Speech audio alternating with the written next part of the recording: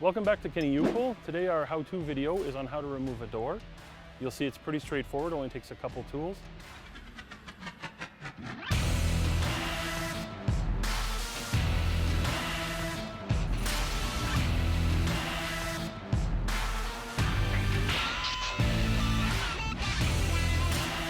It was easy enough to find this Subaru 2008 model today. We've got a really nice door in really great shape.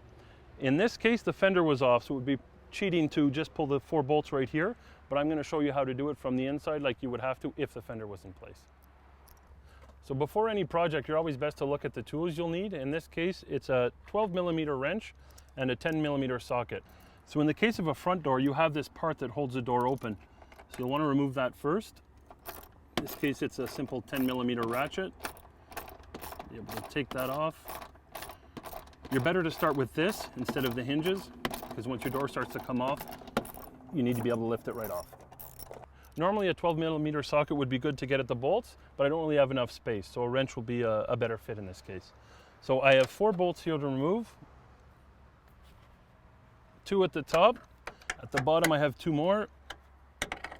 Reach down, take a look, and find them there. So your best bet is to start loosening each bolt first. Make sure that you can get them loose. If you're lucky enough to have some help, they can come in and support the door. It makes it easier to pull the bolts out.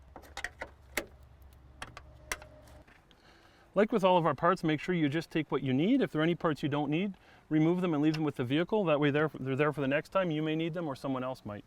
So I'm at the top hinge now. Kind of working blind, but you can get a feel for it. Last one here is where you need to support the door. Again, you can manage on your own. Just want to make sure the door doesn't fall on the ground. This one is especially good shape for 2008, no rust. So I'd hate to drop it on the ground and dent the corner. There we go. That's done. Now the last thing, we'll have to set this down on its corner carefully. There's just the wiring we have to take off. Once you have the door off, you want to be careful not to tear the wires out because you'll need to plug them in again for the power windows and the power mirrors and the locks. So in this case, if I follow the wiring here, I can see that it goes in through to the kick panel, and it's in behind here where we have a connector I'll have to remove. In some cases you will see that the connector is more on the door side.